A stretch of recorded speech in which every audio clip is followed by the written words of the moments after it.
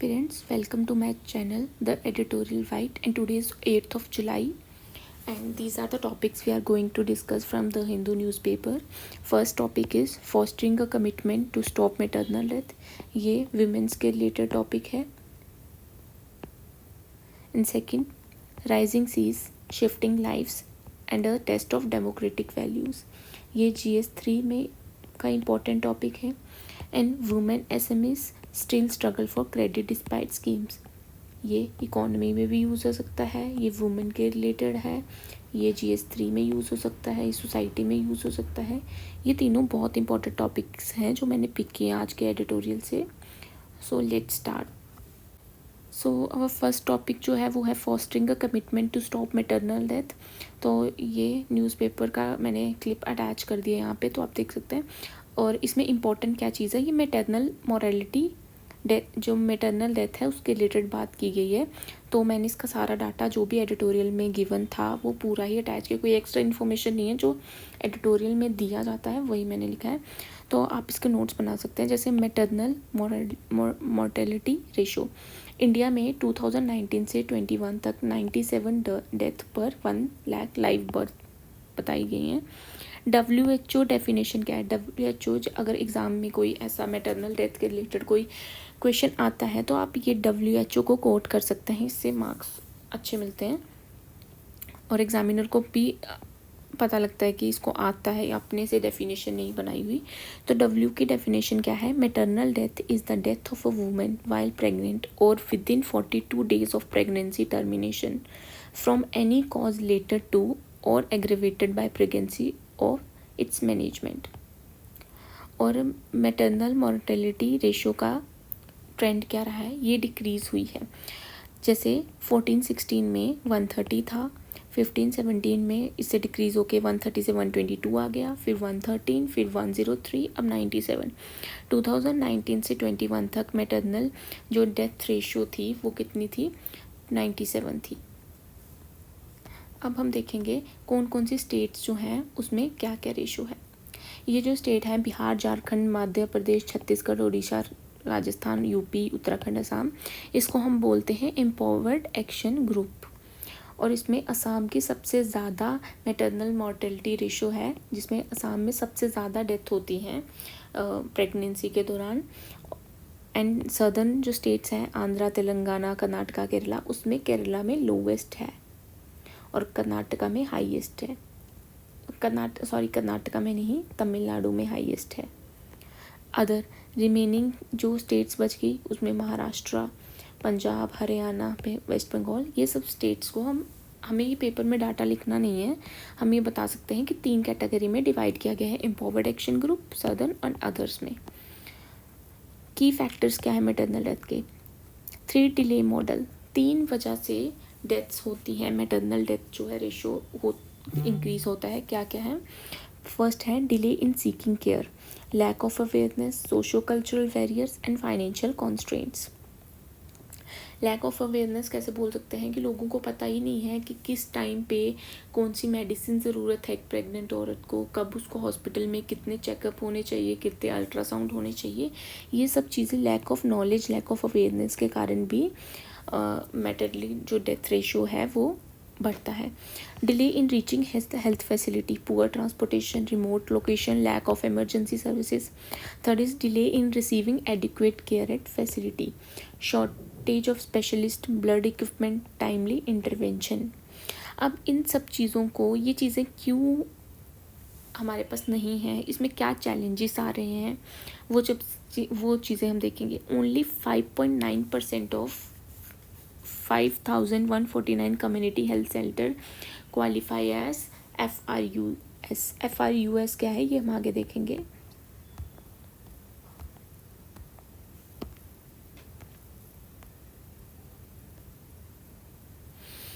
Lack of train specialist, blood bank, transfusion services, transport delay, ये सब challenges हैं.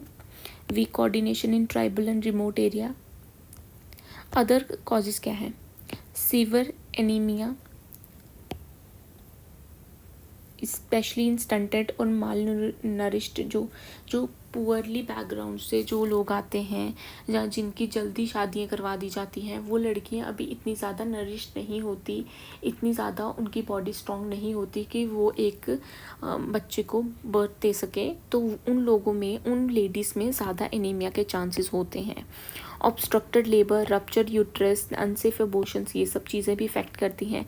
Eclampsia, hypertensive disorder, sepsis specially due to unsafe deliveries, lack of antenatal checkup, delayed referral, poor caesarean access, ये सब चीज़ें effect करती हैं। ये सब चीज़ें कॉजेज़ हैं, चैलेंजेस हैं हमारी सोसाइटी में आज के टाइम पे, जिसकी तरफ इनका डेथ रेशो जो है वो इंक्रीज़ कर रहा है।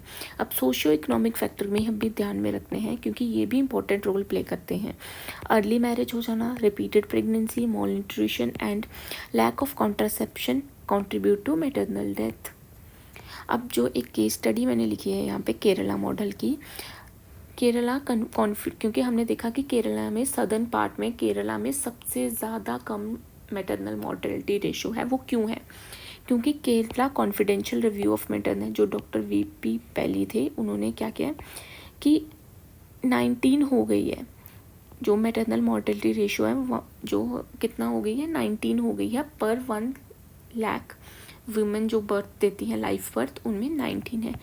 उन्होंने क्या क्या स्ट्रेटजीज अपनाई हैं जिनकी वजह से इनका मैटरनिटी जो डेथ रेशो है वो इतना कम हो गया। पहले अर्ली डिटेक्शन ऑफ रिस्क। अब क्या है? Monitoring high risk pregnancies, postmortem care and audit, improved institutional delivery, blood and ICU access taluk level, ये सब चीज़ें चैलेंजेस हैं ये जो हमें इम्प्रूव करनी चाहिए। अब वे फॉरवर्ड क्या है, क्या क्या रिफॉर्म हमें लाने चाहिए ताकि ये जो डेथ रेशो है जो केरला ने अपनाए हैं वो सब चीज़ें हम लोग भी कर सकें, क्या क्या रिफॉर्म कर सकें कि हमारा जो मैटरनिटी मॉर्टेलिटी रेशो है वो कम हो। Commitment from both centre and state to address maternal health systematically, focus on task based implementation in Jharkhand, Maharashtra, Gujarat, Bihar, expand FRU coverage, ensure 24/7 skilled care. अब मैंने पीछे भी बोला कि FRU का क्या मतलब मैं बताऊंगी। FRU क्या है? फर्स्ट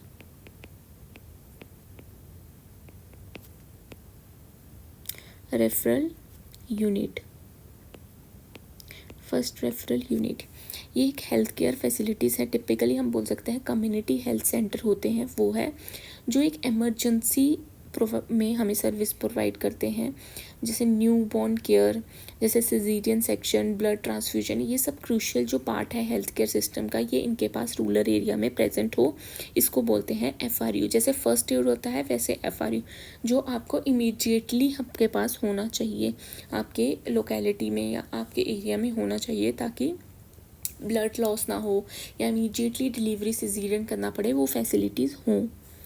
तो इसलिए बोला गया कि इनकी कवरेज बढ़ाओ, 24/7 जो स्किल्ड केयर जो वर्कर्स हैं, डॉक्टर्स हैं, वो प्रेजेंट होने चाहिए इमरजेंसी में। Better nutrition, education, transport, antenatal care, address postpartum mental health, data recording, accountability. अब जो हमने पोस्टपार्टम डिप्रेशन देखा है, मेंटल हेल्थ के बारे में बात की है, वो सब चीज़ें हमें एक्नॉलेज करनी पड़ेंगी अगर हमें इन सब चीज़ों में इम्प्रूवमेंट लानी है तो। Improve awareness about mental health, nutrition and family planning.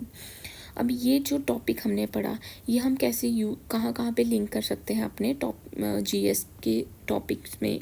जैसे GS2 गवर्नेंस वेलफेयर स्कीम में, इसमें हेल्थ पॉलिसी आ जाती है, आशा 108, इसमें हम यूज़ कर सकते हैं। Federal state role in public health issues with health infrastructure. अब GS1 में सोसाइटी या वुमेन के टॉपिक में हम लिख सकते हैं मैटरनल मॉर्टेलिटी के बारे में, gender justice issue, health indicator and regional inequality, women empowerment by health care access, ये सब चीज़ें हम यूज़ कर सकते हैं। इन सब चीज़ों में हम ये डाटा जो मैंने प्रोवाइड किया है, ये हम यूज़ कर सकते हैं इसको अपने हिसाब से कि हमें कहाँ कौन सा चीज़ रेलिवेंट लग रही है। बट ये सब चीज़ें जो हैं कॉजेस, चैलेंजेस, ये सोशियो इकोनॉमिक फैक्टर, ये बहुत कॉमन है, कि हमें पता होने ही चाहिए। सो अब सेकेंड जो टॉपिक है वो है climate change, coastal displacement and legal gaps. इसके बारे में पढ़ेंगे क्या कोर इश्यूज़ हैं क्लाइमेट चेंज के रिलेटेड, और जो कोस्टल एरियाज़ में जो लोग रहते हैं उनको क्या क्या चैलेंजेस आते हैं, क्या क्या प्रॉब्लम्स उनको फेस करनी पड़ती हैं, उसके रिलेटेड ये एक आर्टिकल है। क्योंकि हमें पता है मानसून है, मानसून में जो भी क्लाइमेट चेंज होता है, बारिश होती है, फ्लड आता है, कुछ भी होता है, उसके रिलेटेड ये है। अब जो है climate change is displacing India's coastal communities, creating a human right crisis due to lack of legal and livelihood protection. Geographical impacted region and case examples क्या हैं, जैसे स्टेट रीजन है ओडिशा, इसमें डिस्प्लेसमेंट कॉज क्या है, सी स्वैलोड विलेज, एक village ने उसका इतना ज़्यादा सी राइज हुआ कि उसने पूरा विलेज स्वैलो कर लिया। कौन सा विलेज था, सत्याव्या, फोर्स्ड रीलोकेशन। अब जब उधर पानी आ गया, सी राइज हो गया उधर, तो क्या होगा, उन लोगों को डिस्प्लेस होना पड़ेगा, माइग्रेट होना पड़ेगा, तो उसकी वजह से होगा प्रॉब्लम। अब सेकेंड इज़ कर्नाटका, कर्नाटका में Honavar tourism and port project उधर बन रहे हैं। Fishing community lost land, Tamil Nadu में port expansion in Nagapattinam Ennore, Gujarat में coastal industrialisation displacing traditional feature, Kerala में कुतांड में flood prone zoning face livelihood threat. ये सब एरियाज़ हैं और ये हमारे पास इश्यूज़ हैं जिनकी वजह से डिस्प्लेसमेंट हुई है, उनका लाइवलीहुड इफ़ेक्ट हुआ है। ये हम किसी भी एग्ज़ाम में जहाँ पे ऐसी कोई बात होती है हम एग्जाम्पल्स के तौर पे यूज़ कर सकते हैं। अब कोस्टल डिस्प्लेसमेंट के ड्राइवर्स क्या क्या हैं, क्या उनको फोर्स करता है ये डिस्प्लेस होने में। पहले तो सी लेवल राइज है, जैसे हमने उड़ीसा में देखा, salt water intrusion, erosion, mangrove destruction and aquaculture expansion. हमें पता है कि मैंग्रोव जो है वो प्रोटेक्ट करते हैं हमारे एरिया को, हमारे लैंड को प्रोटेक्ट करते रखते हैं सी से। वो अगर डिस्ट्रक्ट हो गए तो ऑब्वियस है कि पानी आएगा, इरोजन होगा। Port led development, Sagarmala, tourism, infrastructure, industrial corridor, CR coastal regulation zone breaches, violate करना, हम उनके अगर रूल्स एंड रेगुलेशन नहीं मानते, वैसा कुछ। Legal and policy framework, lack of coherent legal framework for climate induced migration and displacement. कोई प्रॉपर फ्रेमवर्क नहीं है कि अगर ऐसा होता है तो वैसा क्या होगा। आर्टिकल 21 ऑफ द कॉन्स्टिट्यूशन हमें गारंटी देता है लाइफ एंड डिग्निटी की, but there is no specific legislation for the right of those displaced by slow onset climate disaster. बहुत इंपॉर्टेंट चीज़ है, हम कोट कर सकते हैं अपने आंसर में। अब जो एग्जिस्टिंग फ्रेमवर्क क्या है, disaster management act, environmental protection act, coastal regulation zone notification, mainly focus on disaster prone areas but not on long term displacement और रिहेबिलिटेशन। ये सब चीज़ें उन पे फोकस करती हैं जहाँ पे डिज़ास्टर हो रहा है कि इमीडिएट क्या रिस्पॉन्स देंगे, जैसे डिज़ास्टर हो रहा है रेस्क्यू कैसे करेंगे, बट आफ्टर रेस्क्यू, आफ्टर जो हम डिज़ास्टर के बाद वो लोग कैसे अपना लाइवलीहुड व्यतीत करें, कैसे वो सरवाइव कर रहे हैं, उन सब चीज़ों के लिए इनके पास कोई लॉ एज सच नहीं है। हम क्या क्या चैलेंजेस आ रहे हैं डिस्प्लेस पॉपुलेशन को, वो हम देखेंगे। जैसे लेबर राइट है, लेबर राइट में डिस्प्लेस जो वर्कर हैं वो जब दूसरी जगह जाते हैं या काम के लिए जाते हैं, उनको often lack access to rights and face exploitation, under payment, trafficking, gendered impact, women entering domestic work are particularly vulnerable, social exclusion, marginalized group, fisher folk, indigenous people face heightened risk। ये सब challenges हैं। Social vulnerability क्या है, जैसे fisher folk, migrant women, informant जो worker हैं, bear brunt, many are pushed into unpaid domestic work, sexual abuse, undocumented labour, no social security और legal redressal. ये सब सोशल वर्नेबिलिटी है। अब civil society mobilisation and resistance, grass root resistance movement, जो movement चलाई गई जो उन लोगों के द्वारा जो डिस्प्लेस हुए थे उन्होंने प्रोटेस्ट किया, तो वो क्या, सबे सतभाया कैंपेन ओडिशा में, एनोर पोर्ट प्रोटेस्ट तमिलनाडु में, पुतुवम मैंग्रोव प्रोटेक्शन मूवमेंट केरला। ये सब चीज़ें एग्जाम्पल्स हैं जिन्होंने प्रोटेस्ट किया, जो civil societies. Emphasise community led ecological sensitive alternative, need for right based framework, इन्होंने बोला कि हमें ज़रूरत है राइट बेस्ड फ्रेमवर्क की। Current law lack legal protection for displaced person as climate refugees, हमें हमारे पास प्रॉपर फ्रेमवर्क नहीं है, लॉज नहीं है, हमें उस लीगल प्रोटेक्शन चाहिए। लेबर कोड चाहिए। Housing health care must explicitly include displaced informal worker. अलग से हमें ये सब चीज़ों की ज़रूरत है कि इसके अलग से नॉर्म्स होने चाहिए। Right based approach critical part of India adaptation strategy. Now recommendation क्या दी? Include climate induced displacement in urban and rural planning. जब हम अर्बन एंड रूरल प्लानिंग की बात करते हैं तो इसमें हमारे इंक्लूड करो कि जो डिस्प्लेस लोग हैं या डिस्प्लेसमेंट के बाद लोग जहाँ जाएंगे वहाँ पे क्या क्या चीज़ें होनी चाहिए या उनके इश्यूज़ को रिजॉल्व करने की बात होनी चाहिए। Expand national adaptation plan to include social protection and livelihood security. Enforce participatory planning. Update coastal zone regulation to prioritise ecological justice. ये टॉपिक था, ये इसके रिकमेंडेशन थे, वे फॉरवर्ड था। अब हम देखेंगे कि इसको कहाँ ज़रूरत है। GS1 ज्योग्राफी के सोसाइटी का पॉइंट ऑफ व्यू से देखेंगे। गवर्नेंस एंड राइट्स के आर्टिकल 21 का इम्प्लीकेशन जो हमने पढ़ा। Legal framework for climate justice and human right, ये भी देखेंगे। GS3 में जो इन्वायरमेंट डिजास्टर मैनेजमेंट तो हमने पढ़ ही लिया कि उसमें coastal regulation, mangrove depletion, CRZ reform, disaster risk reduction, community resilience, ये सब चीज़ें। अब ऐसे का topic, climate justice is social justice, ऐसा आ सकता है, वहाँ हम यूज़ कर सकते हैं ये data. Rising water, rising inequality, ये भी हम देख सकते हैं। अगर ऐसा कुछ क्वेश्चन आए तो हम डिस्प्लेसमेंट, माइग्रेशन, इसको कोट कर सकते हैं। फिर उनके साथ जो फोर्स लेबर, डोमेस्टिक एब्यूज़ उनके साथ होता है, लैक ऑफ डॉक्यूमेंटेशन की वजह से जो उनको प्रॉब्लम्स फेस करनी पड़ती हैं, वो सब चीज़ें हम इसमें कोट कर सकते हैं।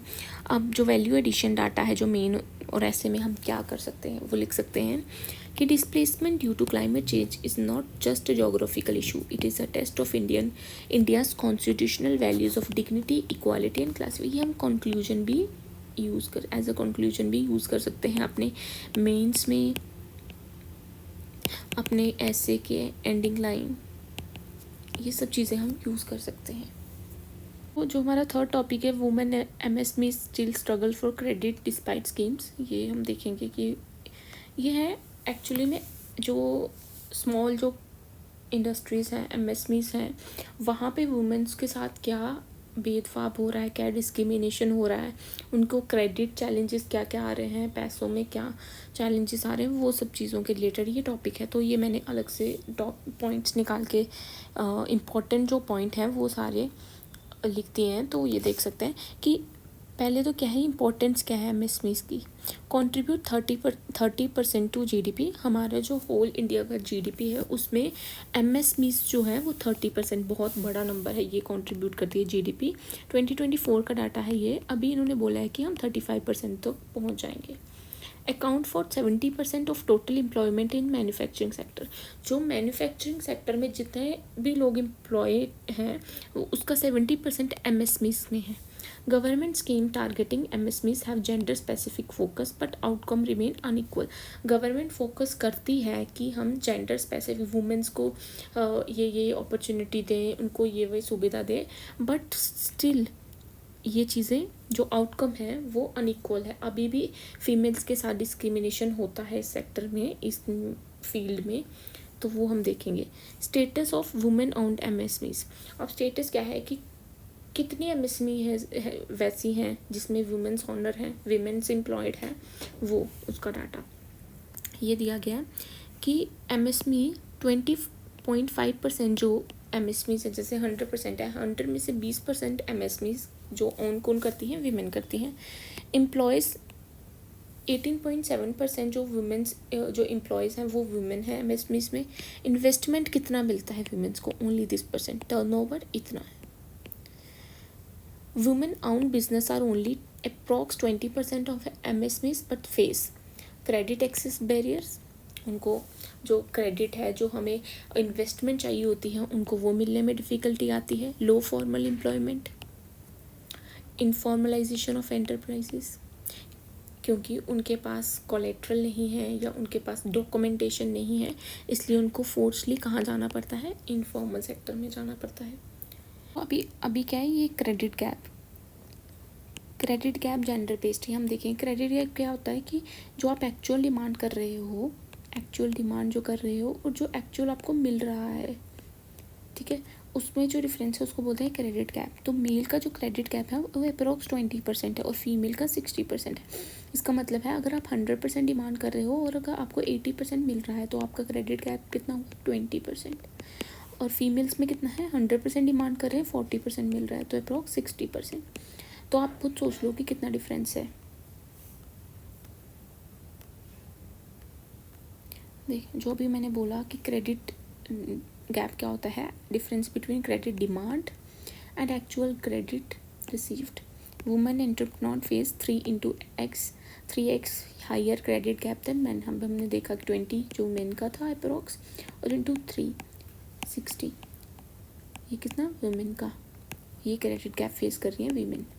और स्कीम्स जो आई, इम्प्लीमेंटेशन इश्यूज हुए उसमें, मुद्रा योजना थी कि बेनिफिशरीज कितने थे इसके, 42.49 करोड़ अकाउंट्स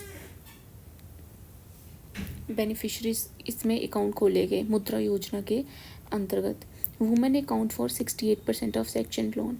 वुमेन को कितना, 68% सेक्शन लोन दिया गया, but low in large ticket loan limited to informal micro sector. लेकिन ये जो लोन था ये किस में दिया गया, इनफॉर्मल सेक्टर के में।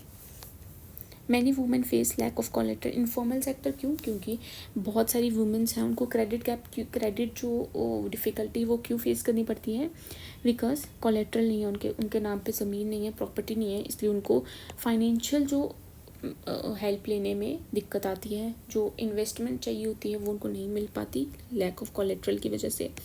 Lower digital literacy and documentation issues, weak legal support system, ये सब चीज़ें चैलेंजेस हैं। Barrier faced by women entrepreneur, कौन कौन से बैरियर जो वुमेन अपना बिजनेस स्टार्ट करना चाहती हैं उनको क्या क्या प्रॉब्लम्स फेस करनी पड़ती हैं, वो क्या है, dependence on informal lender due to procedural delay, lack of property ownership denied, वही देखा कोलेट्रल नहीं है, प्रॉपर्टी लीडरशिप नहीं है, कोलेट्रल कहाँ से होगा, डिनाइड सिक्योर्ड लोन नहीं मिल पाता, awareness gap, many are unaware of government scheme और find them complex, informal sector growth due to rigidness in accessing formal finance. Impact क्या है फॉर्मलाइजेशन गैप का, क्या अब इतनी वुमेन्स हैं जो इनफॉर्मल सेक्टर में जा रही हैं, फॉर्मल सेक्टर में गैप आ रहा है, तो वो क्या इफ़ेक्ट करता है उसको, हमारी इकोनॉमी को। होता है women lead IME, informal sector में वुमेन 70.5% हैं, वुमेन एम्प्लॉयड 70.8% है, इनफॉर्मल सेक्टर की बात कर रहे हैं ये। Shows overwhelming informalisation of women SME. इसमें हमें ये तो पता लगता है कि वीमेन काम करना चाहती हैं, वो मैन्युफैक्चरिंग सेक्टर में काम कर रही हैं, बट वो इनफॉर्मल में कर रही हैं। फॉर्मलाइजेशन क्या होता है, एसेंशियल फॉर, अगर हमें फॉर्मल वे से जाना है या फॉर्मल कंपनी में काम करना है, एंटरप्रेन्योर बनना है, तो उसके लिए हमें क्रेडिट चाहिए, सब्सिडी चाहिए, डिजिटल ऑनबोर्डिंग चाहिए, ये सारी चीज़ें हमें मतलब प्रॉब्लम फेस करनी पड़ रही है, इसीलिए वीमेन इनफॉर्मल सेक्टर में ज़्यादा हैं। RBI and financial reforms, RBI ने क्या क्या फाइनेंशियल रिफॉर्म्स किए हैं, क्या क्या इन प्रॉब्लम को सॉल्व करने के लिए स्टेप उठाए हैं। आरबीआई ने जो CRR रेशो होती है वो 50 पॉइंट से कम किया है ताकि ईजिली एक्सेस हो जाए जो लिक्विडिटी है, improve liquidity in the market in the economy, ठीक है। इससे क्या होगा, ज़्यादा बैंक जो है ज़्यादा लोन देंगे और कम इंटरेस्ट पे लोन देंगे, तो आरबीआई ने ये एक स्टेप उठाया है। Directed bank to increase credit to women entrepreneur, और उन्होंने बैंक्स को डायरेक्ट किया है कि आप वुमेन्स की रेशियो को ज़्यादा बढ़ाइए लोन देने में। Women specific refinance scheme under SIDBI but disbursement issues persist. Companies जो इंस्टीट्यूशंस हैं, आरबीआई है, सिडबी है, ये सब अपना काम कर रहे हैं, बट जो एक डिसबर्समेंट जो इश्यूज़ हैं वो अभी भी हैं। पॉलिसी रिकमेंडेशन, क्या रिफॉर्म्स क्या लाने चाहिए उसके रिलेटेड है। Gender sensitive credit scoring model हमें होना चाहिए, हमने कितने % वुमेन को लोन दिया है, कितने % मेन को लोन दिया है, ये एक हमारे पास डाटा होना चाहिए। Promote collateral free lending with insurance cover, हमें कोलेट्रल फ्री लैंडिंग देनी चाहिए। Increase capacity building, legal aid, mentoring for first gen women entrepreneur, shift from token inclusion to transformation equitable access to finance, digitization of MSME with women onboarding support. ये सारे way forward हैं जो हमें help करेंगे inclusion of women in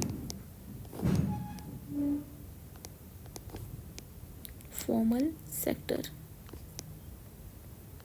और formal economy. अब हम GS paper से देख लेते हैं कहाँ रेलिवेंट है ये टॉपिक। जैसे welfare schemes issued with targeted delivery GS 2 में, जीएस 3 में MSME financial inclusion, NPS stress, government schemes. ऐसे bridging the gender gap in economic participation is key to inclusive growth. ऐसा कुछ ऐसे आ रहे जहाँ पे इकोनॉमी की बात की गई है, विमेन की बात की गई है, जेंडर गैप की बात की गई है, इंक्लूसिव ग्रोथ की बात की है, वहाँ हम ये सारा डाटा यूज़ कर सकते हैं।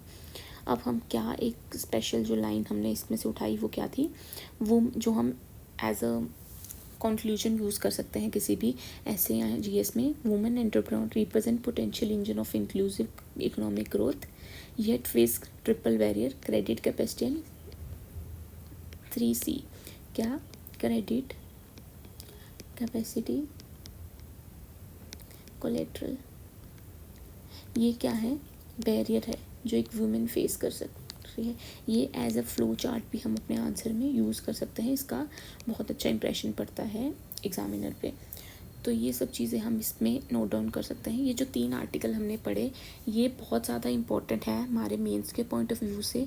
तो हम इनको अपनी नोटबुक्स में अरेंज करके लिख सकते हैं। कौन सा पॉइंट जो हमें ज़्यादा इस लॉन्ग फॉर्मेट में नहीं लिखना, हम अपने शॉर्ट नोट्स बना सकते हैं यहाँ से, जिसमें हमें हेल्प होगी। क्योंकि एट लास्ट जो क्वेश्चन आते हैं वो द हिंदू या न्यूज़पेपर से करंट इश्यूज़ के रिलेटेड अगर आते हैं तो यहाँ पे सॉल्वेबल है यहाँ के जो कंटेंट मैं प्रोवाइड कर रही हूँ। अगर आपको अच्छा लगा तो प्लीज़ आप शेयर कीजिए। So thank you so much.